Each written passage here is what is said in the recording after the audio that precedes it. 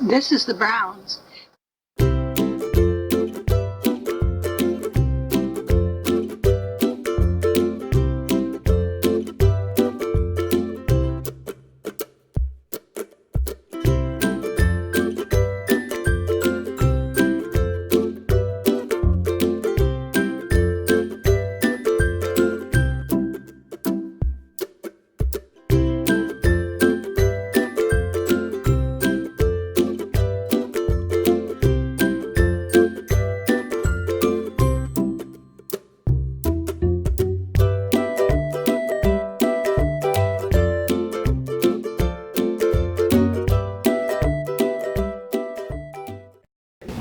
When did you and Grandpa first, I know you knew Grandpa through Aunt Barbara because you were teaching. Okay. We had a store down right in the main part of Brisbane. Electrical, radio, we sold and fixed radios. And I was down there working while Francis was off wiring houses and going to school. And he was in that hotel that you were talking about when he first started. He was up in that room. With his cast on? Yeah. And Barbara lived down just a couple of blocks from the store, well, 1 block from the store. And I believe I met her through the PTA. I was PTA president, and I remember she was my program chairman, which is a very important job in PTA because you put on this big February Founders Day. And I was also president in San Francisco of our ward for the girls program called Mutual. And so what I did was combine the two jobs. So the drama club would have a department would have a play in Balboa Ward, and then I would make arrangements with Brisbane to furnish the room and sell the tickets and get half of the proceeds. So I helped support the Mutual, and we put on plays. I can remember Barbara was for the PTA, she was the program person, so that's how we worked together. I can remember sitting when they had a play coming in that night, and they told me what they needed to put the play on, and I said that we'd get it ready. Well, I really meant we, Barbara and I. But Barbara sat down in the front row of the auditorium, and she had a teapot, and she was having tea, and I was doing the work. It just dawned on me, this was the wrong way around. It should have been the other way. And what I was doing is that they had said that they needed a window in the back of the stage. And so I said, well, if we just put curtain rods up and put a curtain, that'll have to do for it. And I worked for, it seems right now it was hours, and every time it was a cement wall, and every time I put any sticky stuff to hold the curtains up, they'd all fall down. And I looked down, and there she was drinking tea. And finally I said, I can't do this. And so then, it's a barbarism for me, she said, well, is that necessary to have it on that wall? And I looked at her and I said, no. They could go to the side and call out the door instead of out the window. But Barbara's done that with it in my relationship with her, if she can hit the nail right on the head of what was something necessary that I was stewing about. We had a close relationship. I had my board meetings down in our store, which was very small, and especially the back room. And right off of the back room was a toilet, nothing else, basin, toilet. And little Rule would come running in the middle of the meeting, hollering to everybody who would listen, gotta make a river, gotta make a river. And when he went in that bathroom, that toilet, wow, he did make a river. Everybody heard it. And we've always laughed at little Rule interrupting the board meetings. Then Barbara was going to help me on with Mutual. And at that time, we had 7 people who were not members who were on, it was on our Mutual board. She taught the Beehive class. We had drama teachers, dance teachers that didn't belong to church. And in along this going to Mutual, she took her brother. I was so busy with putting a man through college, taking care of 3 kids, working at the drugstore for $14 a week, and closing the drugstore at 10 o'clock at night, that believe me, my mind was really on things that had to be done as I saw important. We went, went to Mutual. We even got him to do something on a program. Now, was this before the war or after? Oh, much Oh, before. Yeah. I just got out of my cast. Yeah, he just was getting around. And that friendship went on. He was so handsome. He had black curly hair. Absolutely handsome as could be. And I kept saying to Barbara, it's a shame he hasn't got somebody that, we ought to get him fixed up with somebody. So the best we had at Mutual was a girl named Rita Sanders, something like that. She was very popular in high school. So we got a date, and I never know what happened to that date. Whatever happened to that date? Yeah, what happened to that date? Never materialized, I guess. Yes, you went. No. Okay, at this time, were you already interested in Grandma? Huh? Had you already noticed Grandma at this point? Did you have any interest? Oh, yeah, man. I know her. Well, he kept bringing radio in, and I remember one time, well, I also ran the library, and so I'd have night opening at night from 7 to 9. He took Dyke's auto mechanic book out, and he must have had his name on it. Every 2 weeks he'd renew it for months and months and months. So we always had a talk when the 2 weeks was up. He'd have to come in and renew the book. So I said, would you ever think of buying one of these of your own? He didn't. He said they're very expensive and this is a cheaper way to go. So it came time for the Golden Green Ball, which was very important in Mutual days. And being president, I felt I had to go. But Francis had something else he couldn't. Oh, he had a job. Something else. So I said, well, that's all right. But I went to the Goodwill, and I bought I don't know how many white net dresses. And I made one that had 14 yards around the bottom. It just stood. If I'd have known about Tara and Gone with the Wind, I would have applied because I felt as much the beauty as she did. Yeah, with that red hair, baseboy Bob. That was a Yes, killer. that went Okay, with now me. Grandma was married to her first husband at the time. Did you think Oh, that one was on the I outs? Did you think I'm going to stick around? I mean, did He you? was looking. I was looking, but I didn't think I had a chance. I knew I did. I mean, had you already formed an opinion that their marriage wasn't going to last? Or? No, there was an indication. You had. No. You just. I mean, did you really? I mean, did you give it any thought, or you were just sort of? Well, let me tell you this part about the dress. Uh-huh. So I had this dress, and Barbara says, that's a shame, you need to have somebody to take you. Uh-huh. And she says, I'm going to ask Rule if he will. And I said, no, he's so popular. I don't want to bother him with no married woman in her early 30s. And so she asked him, and he said, yeah, sure.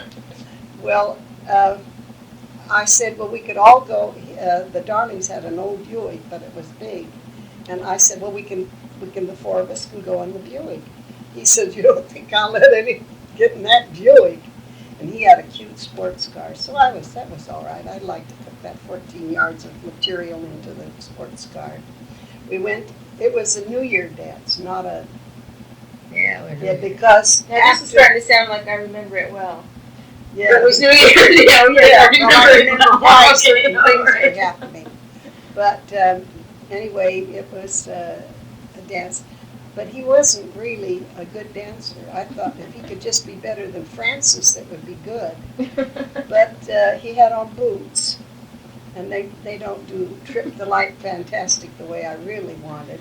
But anyway, we had a pretty good time. I felt badly. I said, well, I've wasted your single guy and took your New Year's Eve. I'm ashamed of that. And no, he said that was quite all right. So after we said after the dance, after we closed at 12, somebody said, well, we ought to go out to eat. So we started up Bayshore Drive, 2 cars, the old Buick and the sports car, and we got someplace, had breakfast, bacon and eggs or something. So then we got to Brisbane, and he dumped me. I'm telling you, he just said to Darling, will you take her home? Why'd you do that? I wonder why. Well, you know what that did to me. I was having enough problems of my own and not feeling I thought I looked good that night. I said, gee, but he wouldn't even do the courtesy to drive up that hill. I knew it was a terrible hill. So old Darling got the Buick out and took me home, but I really felt bad. I said I'd never, ask him to do a thing like that because he was bored stiff, especially a Mormon dance, no drinking. So all of that. At the time, he was going, or at least Barbara said, that he had liked the girl over at the San Bruno Theater, took tickets. And so he went over and talked while she took tickets. And so I thought, well, he probably would have rather gone with her. I should have known something when Barbara said that she had to work so hard to get him ready just to go to that.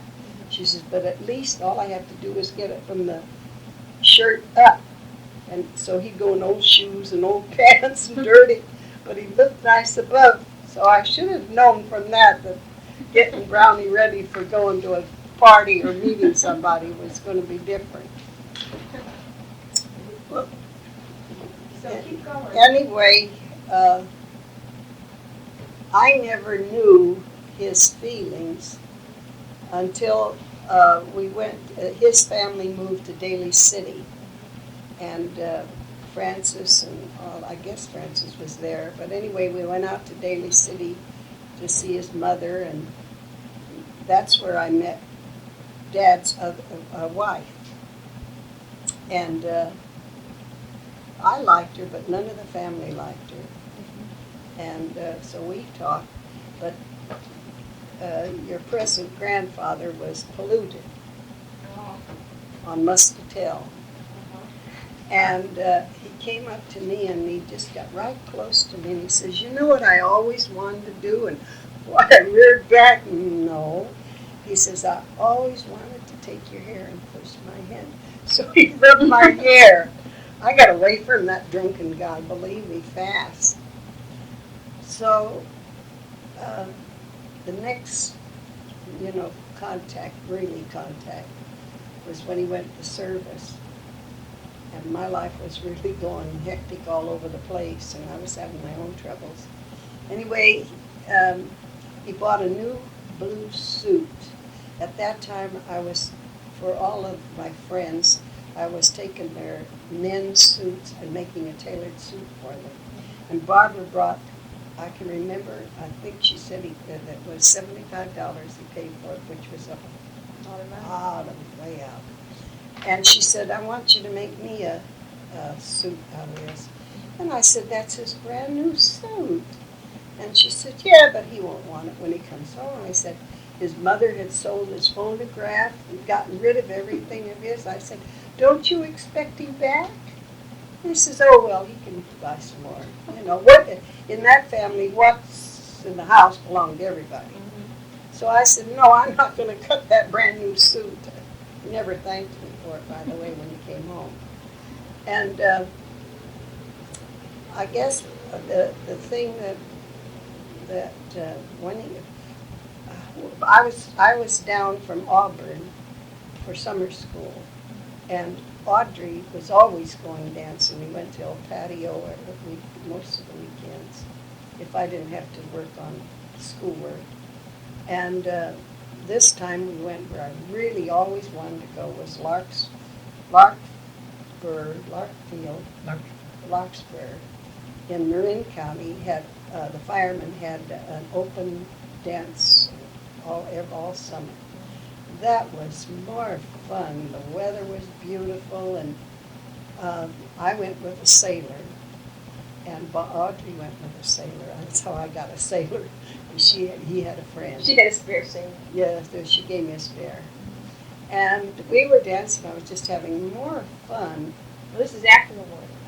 No, During. well, after his part. Yeah, it was still an awful lot of war going on. I was dancing, and over the loudspeaker said, "Would Mrs. McKinney please come to the microphone? Your husband is here." My husband? He'd been gone a long time. He was in Hawaii. So I went there, and there stood, Boots and all. boots and all, army Was clothes. it just a coincidence that you saw her there? No, Barbara tattled. But when I didn't want to tell Barbara, because she liked Frances, and I didn't want to tell her about the trouble. So it went on a year. We were separated. Finally, I wrote to her, and I said, "Frances and I have separated." No, I didn't say a divorce, because I was never going to get one. And so she wrote to Europe, and then she got one back, and he says, "Fine, now I can come home." And there he was, and he never left me. I couldn't get rid of him. You didn't want to very bad. Not very badly. Now, I want to hear your side of this whole tale.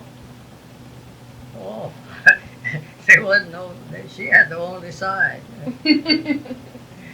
Ah, All I remember was trying to tell that fellow that took me across the ferry and everything that I wasn't going home with him.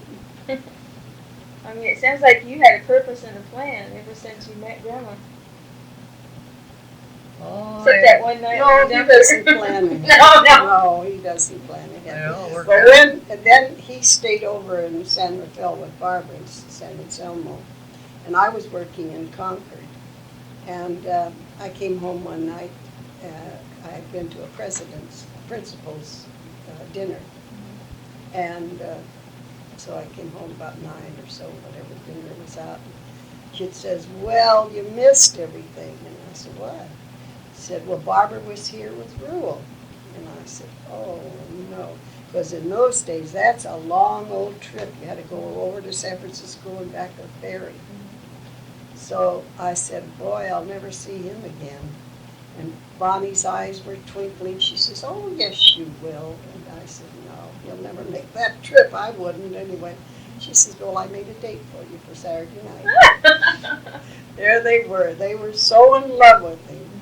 I came home from school one night, and they had a straw Hawaiian skirt on him, still the boots though. And he had a gardenia in his ear, and he had all makeup on, and he had long black eyelashes, and there he was with those boots and the grass skirt. And he sang to the kids, Jelly Bean Dandy. The kids are still, "Please, Grandpa."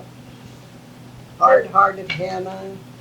I mean, from all the stories that you told me about the 30s and the Depression and no money and the marital problems, I mean, it sounds like from here on, like the late 40s, things certainly were a lot better. Oh, 40s. Oh, yeah. Life was Yeah, just but you changed. see, the Depression was the 30s. The war. But I mean, not just economically, but home life,